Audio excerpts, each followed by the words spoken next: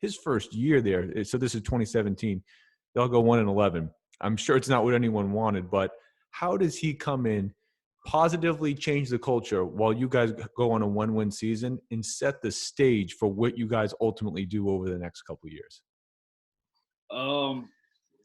It's the process, man. Like he he I, and I asked him about it. Like he said, like he knew he wasn't going to win that many games, but he didn't know he was going to go 1-11. But it wasn't like he never went in a panic mode about it. Like we was losing. Like we didn't win a game, and like even before the Kansas game, like he never changed who he was. Like he still coached the same. We still practice hard. Like we got guys like, man, that's why we losing because we practicing too hard. Our body hurt, this and that, this and that. Like it was a bunch of chitter chat, and like he didn't care. Like he was, we was like either you gonna switch and be a part of this process, or you gonna break. I mean, there was some times where, like, honestly, myself, like, I bent, but I never broke. I just kept, like, I was like, all right, man, like, you've obviously been doing this longer than I have, so why would I try to outsmart you? And when guys realize that, like, we're not smarter than him, like, I mean, right now we don't see what is going to be, but, like, just trust the process. And that's the only thing he would constantly tell us: trust the process, trust the process, trust the process. And man, it was crazy. It was a complete 360 turnaround. But yeah, I mean, I feel like he done a lot more for the program other than just football. Like, no shots at anybody, but like he helped us become better men. It wasn't football. It was like we was doing a lot more stuff for community service, a lot of things for just for the community, and it was like, and then we came to the point where it's like, okay, like we didn't even know that we enjoyed giving back to the community this much till we started doing it on our own. Like we forgot to log in so many hours of us doing community service to where it's like, oh yeah, I forgot I did do community service right there. It's like that. Like, y'all supposed to tell us when y'all do it. Like, yeah, we forgot. We sorry, coach. Like we was doing stuff that like, and it's just like, and it was all for a good cause. It wasn't for like, oh, we doing it so we can post it on our Baylor Football page. Like, no, like that's just truly where our hearts is at. And like he helped promote that. Like, you know, some guys, you know, community service and stuff, that's not their thing. But he still found a way to bring the good out of everybody. And I mean, he was a blessing for the Baylor community. That's awesome. And that's a huge component, I think, in getting a team's culture changed. But you had mentioned before, not even necessarily in this conversation here, but you know, him, Coach Snow, how the guys taught you the game. Can you just speak a little bit about what they actually did, football X and O's wise, to get you guys to just take your, you know, mental IQ level of the game and raise it? So, man, Coach Snow, he's a real defense guru. Like in my eyes, like that's like my guardian angel football. like, and it was crazy because the way he was teaching it football to us, it was like, you teaching us offense right now. This don't have nothing to do with we need to understand the defense. How you gonna teach us the defense and you teaching us what offense does?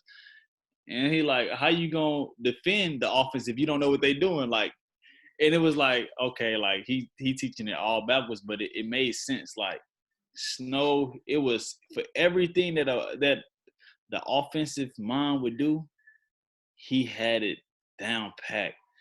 And the reason, and it wasn't just because he was just blessed with it. Like he was blessed with a lot of that knowledge, but Snow would sleep in the film room, and it wouldn't just be one night; it'd be 2 nights. It'd be like you know, like he would stay up there all week if he does not have that scheme down packed, and he'd run in his head 3 or 4 times and make sure the whole scheme is down packed.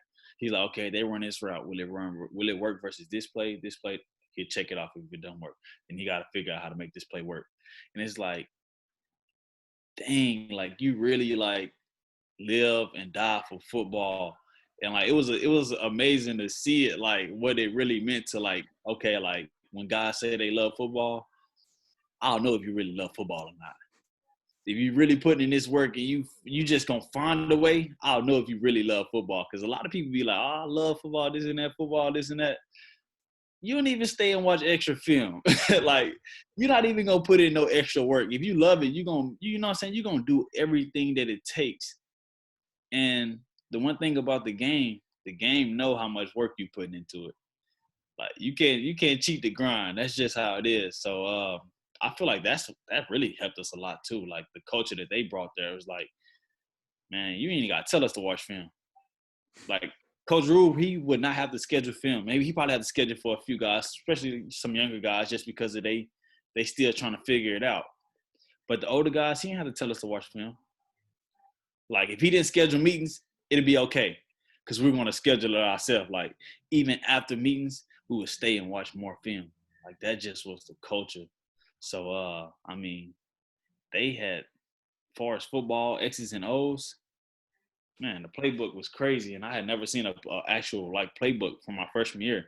The playbook they gave us, it was like 5 Bibles. Like, I'm like, golly, but like, we learned the whole playbook, and that was amazing.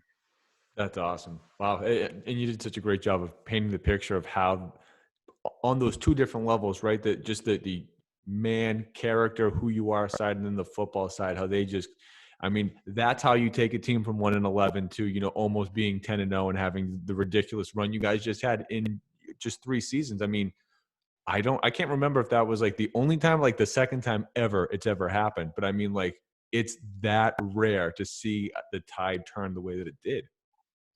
Yeah. Like I say, it wasn't just football. It was building character. He set guys up to where it's like, okay, if you don't play football after this, you're still gonna be successful in life. You know why you're gonna be successful in life? Because you can outwork anybody that's in front of you. You are mentally strong enough to outlast your opponent. And like that, because it's been times where it's like I'm running and it's like he done ran us to death to where like you got guys dropping like flies and you looking like I'm about to fall, but like you keep going. Like you like, I don't know how I finished that, but you did. Like, he always brought that extra edge out in you that you didn't even know that you had. And I feel like that helped us, man. That took all of our game level to a whole nother level. And not just our game, like it helped you grow as a man, because I mean, we all guys go out, people gonna, say stuff to you, but like it teach you to be the bigger person in a lot of ways too. Cause like, all right, man, like, all right, you got it. Like it brought so much more maturity out of a lot of players and what he did for the culture and him and his, it was amazing.